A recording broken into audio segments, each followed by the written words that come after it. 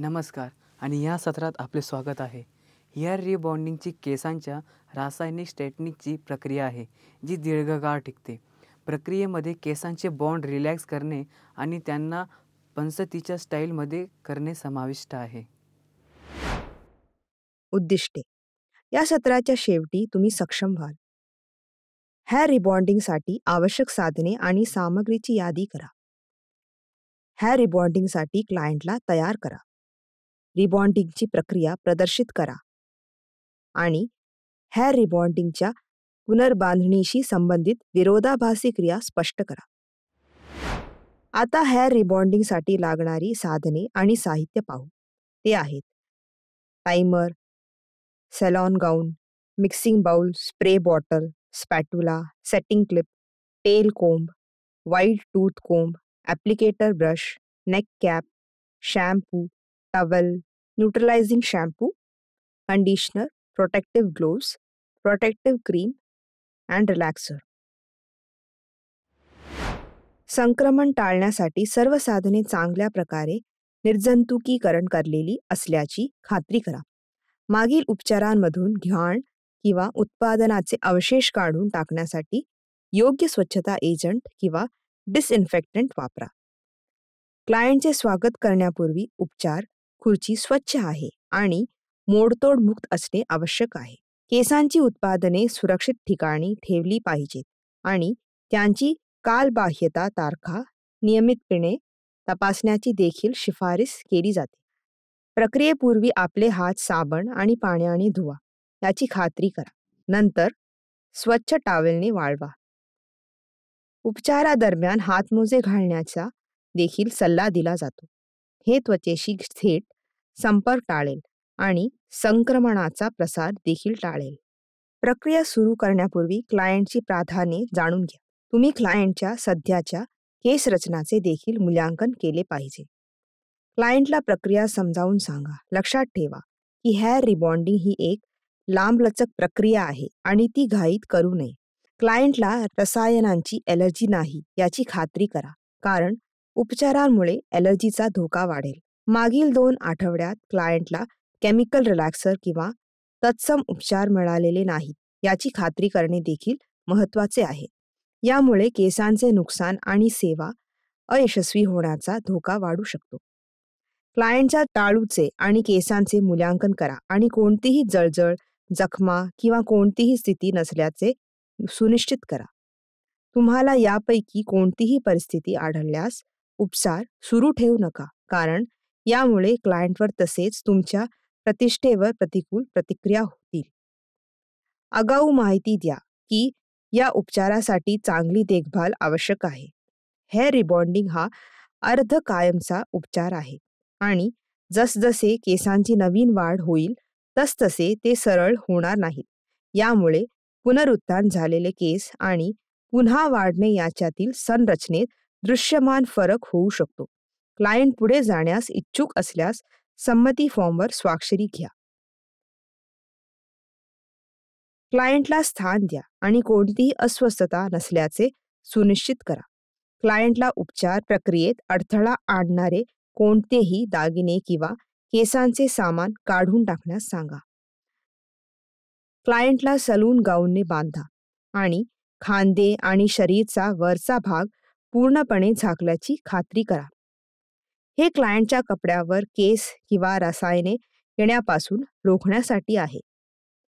अतिरिक्त सुरक्षिततेसाठी क्लायंटच्या खांद्याभोवती टॉवेल गुंडाळा. हेअर रिबॉन्डिंग प्रक्रियेत खालील चरणांचा समावेश आहे. ते आहेत: पायरी 1, केस शॅम्पू करा. पायरी 2, केसांचे विश्लेषण करा. पायरी 3, रिलॅक्संट लागू करा. पायरी 4, केस धुवा आणि डीप कंडिशन करा. पायरी 5, केराटिन लोशन लावा आणि केस सरळ करा. पायरी 6, न्यूट्रलायझर लावा. पायरी 7, ब्लो ड्राय करा आणि स्ट्रेटनिंग अंतिम करा. आता प्रत्येक टप्प्यावर तपशीलवार पाहू. शॅम्पू केस पूर्णपणे स्वच्छ करून सुरुवात करा.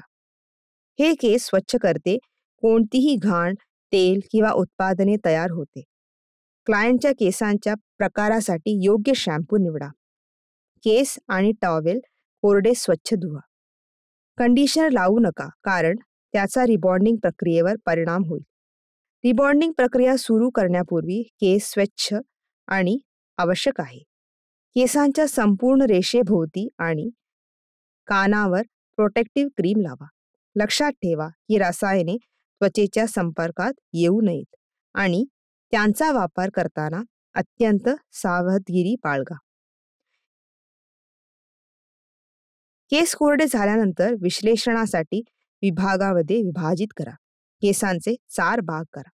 प्रथम, समोरच्या केसांच्या रेषेपासून मानेच्या डब्यापर्यंतचे केस 2 समान भागामध्ये विभाजित करा. नंतर डोक्याच्या मुकुट ओलांडून कानापासून कानापर्यंत केस विभाजित करा. पुढे प्रत्येक विभाग प्लास्टिकच्या क्लिपने सुरक्षित करा. ही पायरी तुम्हाला केसांचा पोत, जाडी आणि एकूण स्थितीचे मूल्यांकन करण्यास अनुमती देते. याच्या आधारे आपण इच्छित सरळ परिणाम प्राप्त करण्यासाठी योग्य रिलॅक्संट निर्धारित करू शकतो. रिलॅक्सर हुशारीने निवडा. नेहमी लक्षात ठेवा की विविध प्रकारचे रिलॅक्सर्स मिसळू नका, कारण यामुळे रासायनिक प्रतिक्रिया होईल. यामुळे क्लायंटचे संभाव्य नुकसान होऊ शकते. सध्याचे बंध तोडण्यासाठी केसावर निवडलेले आरामक लागू करा. आधारासाठी रिबॉन्डिंग बोर्ड वापरा आणि क्लायंटच्या केसांना काळजीपूर्वक कोट करा. प्रत्येक स्ट्रँड झाकलेला असल्याची खात्री करा. लक्षात ठेवा की रिलॅक्संट मुळापासून टोकापर्यंत लागू करणे आवश्यक आहे. ज्या कालावधीसाठी रिलॅक्संट ठेवले जाते ते केसांच्या संरचनेवर अवलंबून असते, जे 30 ते 45 मिनिटपर्यंत असते. सावधगिरी: केसांना ओव्हर ट्रीटिंग केल्याने केसांचे नुकसान होऊ शकते. रिलॅक्संट घटकांचे कोणतेही ट्रेस काढून टाकण्यासाठी केस पूर्णपणे धुतले जातात. जर रिलॅक्संट राहील तर ते जास्त प्रक्रिया आणि केसांचे नुकसान करू शकते. त्यानंतर ओलावा आणि पोषण भरून काढण्यासाठी केसांना डीप कंडिशनिंगसह उपचार करा, कारण रासायनिक प्रक्रियेमुळे तात्पुरते कोरडेपणा येऊ शकतो. डीप कंडिशनिंग नंतर केसांना केराटिन लोशनने उपचार करा. केसांचे संरक्षण करण्यासाठी आणि सरळ प्रक्रियेसाठी तयार करण्यासाठी ही पायरी आवश्यक आहे. नंतर केसांच्या पट्ट्या विभागानुसार सरळ करण्यासाठी सेरामिक फ्लॅट आयर्न वापरा. इच्छित बारीक लूक तयार करा. केस समान रीतीने सरळ होण्यासाठी ही प्रक्रिया अचूक आणि कौशल्याने केली पाहिजे याची खात्री करा. इच्छित लूक मिळवण्यासाठी फ्लॅट आयर्न योग्य तापमानात आणि योग्य दाबाने लावावे. सरळ करण्याची प्रक्रिया पूर्ण झाल्यामुळे नवीन रचना लॉक करण्याची वेळ आली आहे.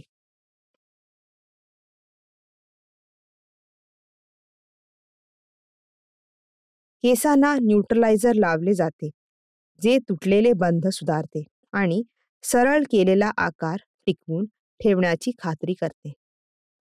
लावल्यानंतर ते अर्धा तास सोडा आणि नंतर थंड पाण्याने न्यूट्रलायझर धुवा. धुतल्यानंतर केस ब्लो ड्राय करा. फायनल स्ट्रेटनिंग टच देण्यासाठी आणखी एकदा फ्लॅट आयर्न वापरा. ते गुळगुळीत आणि बारीक दिसत असल्याची खात्री करा. हेअर रिबॉन्डिंगचे परिणाम सुमारे 6 ते 7 महिने टिकतात. देखावा टिकवून ठेवण्यासाठी केसांच्या वाढीच्या गतीनुसार मुळांना नियमित टचअप करणे आवश्यक आहे. क्लायंटला काळजीनंतरचा सल्ला देण्याचे लक्षात ठेवा, कारण हे उपचार प्रभावी ठेवण्यासाठी पुढील काही दिवस योग्य देखभाल करणे आवश्यक आहे.